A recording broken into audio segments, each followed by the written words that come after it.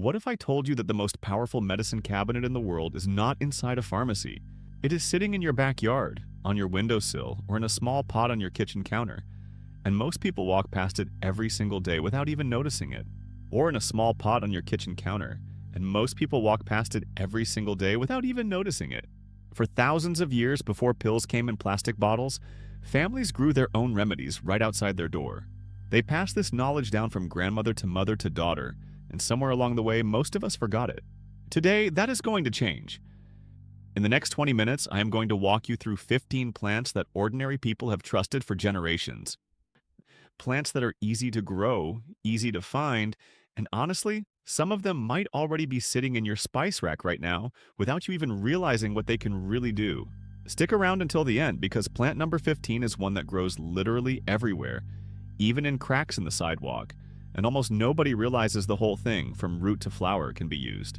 Before we dive in, if you are someone who loves learning practical, old-fashioned wisdom that actually works in real life, do me a quick favor and hit that subscribe button. It helps this channel grow and it means you will not miss the next video. Okay, let's get into it. Let's start with a plant that has been called the miracle tree in parts of Africa and Asia, and once you hear why, you will understand the nickname. This is Moringa. For generations, communities have turned to Moringa leaves to support the immune system, especially during seasons when sickness spreads easily. People have also used it traditionally to help calm inflammation in the body, and to support recovery when someone is feeling run down or weak after an illness. What makes Moringa so interesting is how nutrient-dense the leaves are. They have been dried, ground into powder, and added to soups, teas, and meals in many cultures. Moringa loves warm weather, so if you live somewhere cooler, you do not need a big farm. You can grow it in a container and bring it indoors when the weather turns cold. Just make sure the soil drains well, because Moringa roots do not like sitting in soggy dirt. It is a tree that grows fast, and within a year you could be harvesting your own leaves. In some regions, this tree can grow more than 10 feet tall in its very first year, which is part of why it earned that miracle tree nickname in the first place. Next up is a plant that is probably already in your kitchen, but you may never have thought of it as medicine. Garlic. For centuries, garlic has been used by people all over the world, from ancient Egypt to traditional European households, as a way to fight off infections. It has long been believed to boost immune response and even support healthy circulation. Your grandmother probably told you to eat garlic when you felt a cold coming on. The best part about garlic is how ridiculously easy it is to grow. You do not need seeds, you just take individual cloves and plant them in loose soil. That is it. Quick fact before we move on. Historians have found records showing garlic was given to ancient Olympic athletes before competitions, almost like an early version of a performance supplement.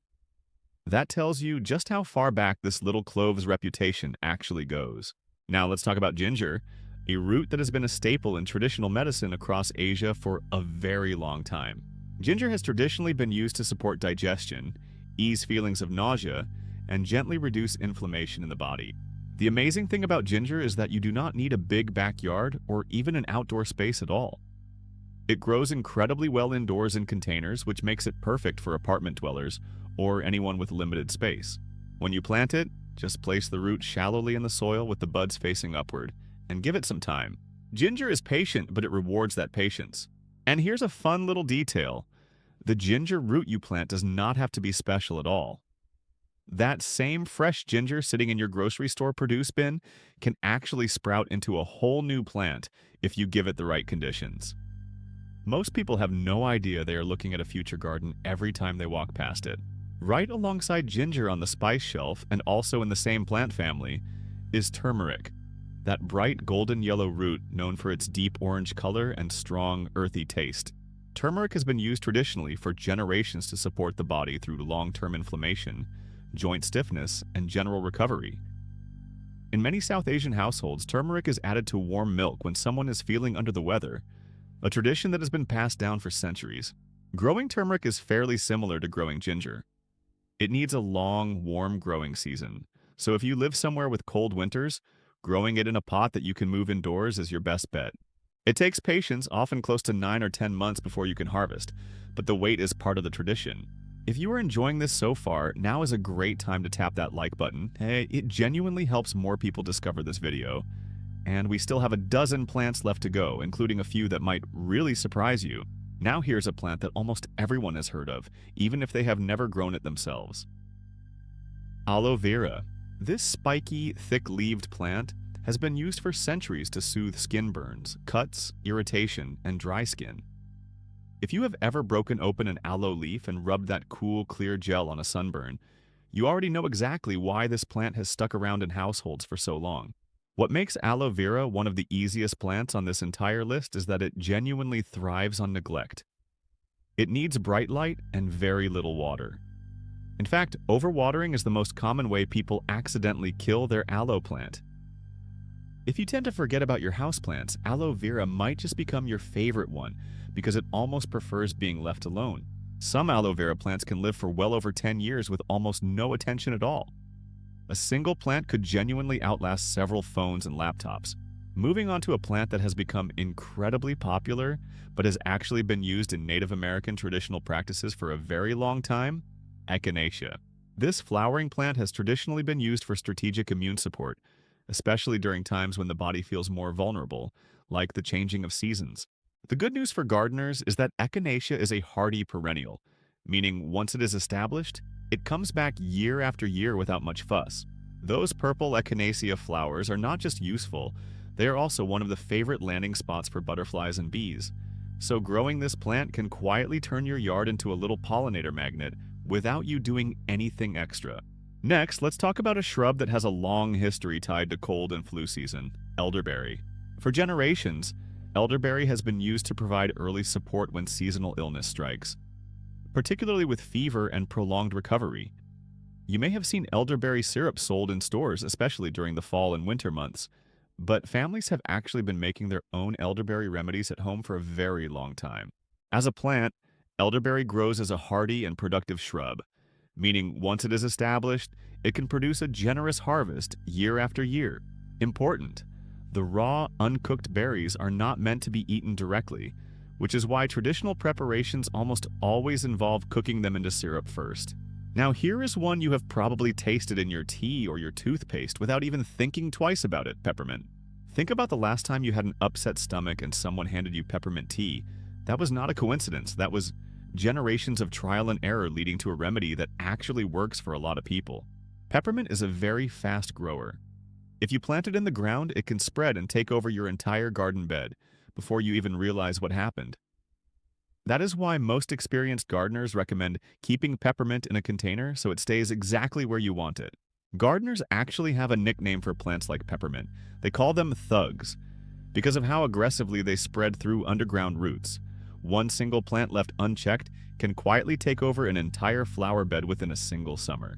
Speaking of plants that spread quickly, let's talk about lemon balm, a cousin in the mint family that has a totally different purpose. If you have ever had one of those nights where your mind just will not stop racing, lemon balm tea is something people have turned to for generations to help quiet that mental noise. It has a light, lemony scent that many people find instantly relaxing.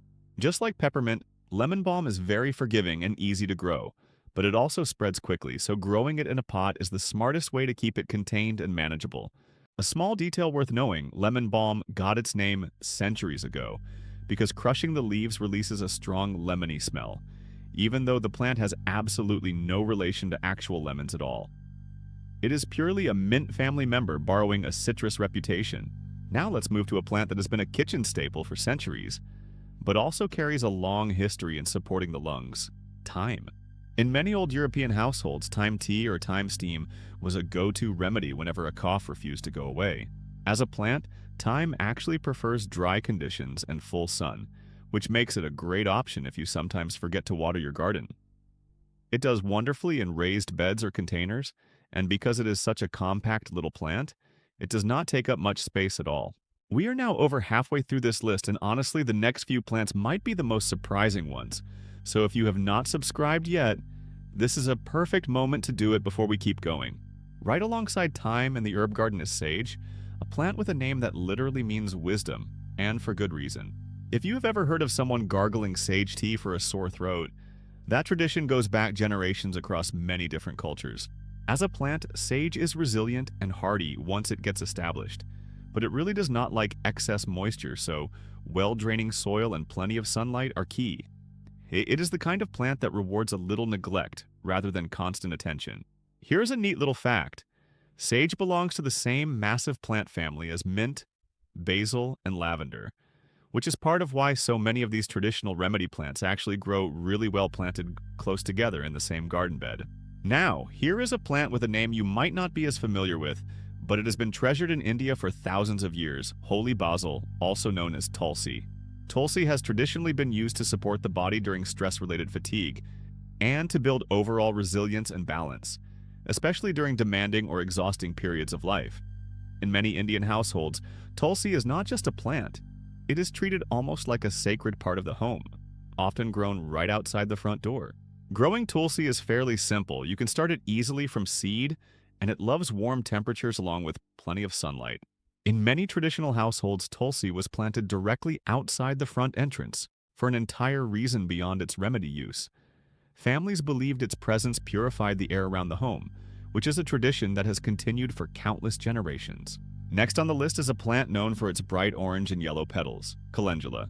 Calendula has traditionally been used to soothe skin irritation, support minor wound healing, and calm the skin during the repair process.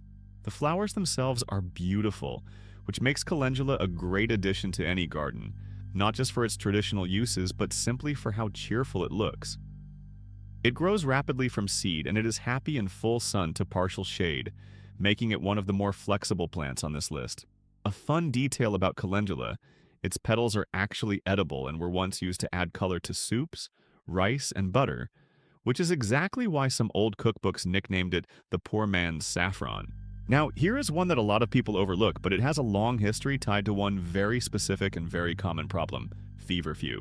As the name suggests, feverfew has traditionally been used for recurring discomfort, tension, and persistent headaches. For generations, people dealing with frequent headaches turned to feverfew leaves as part of their daily routine. It is a hardy plant, and once it becomes established in your garden, from seed in full sun, it requires very little maintenance going forward. If you are someone who struggles with tension headaches regularly, this is a plant worth learning more about. Interesting bit of history. Feverfew earned its name centuries ago in Old Europe, where the word fever was used loosely to describe almost any kind of bodily discomfort, not just a high temperature, which explains why the name does not perfectly match its traditional use today. And now, here we are at plant number 15, the one I promised you at the very beginning of this video. This plant is so common that most people consider it nothing more than an annoying weed in their lawn, but traditional medicine has valued it for generations. Dandelion. Yes, the same yellow flower that pops up in your grass every spring. Dandelion has traditionally been used to support digestion, support liver function, and assist with overall cleansing during recovery from illness. Here is the part that surprises most people. Almost the entire plant is usable. The leaves, the root, and even the flower have all been used in different traditional preparations throughout history.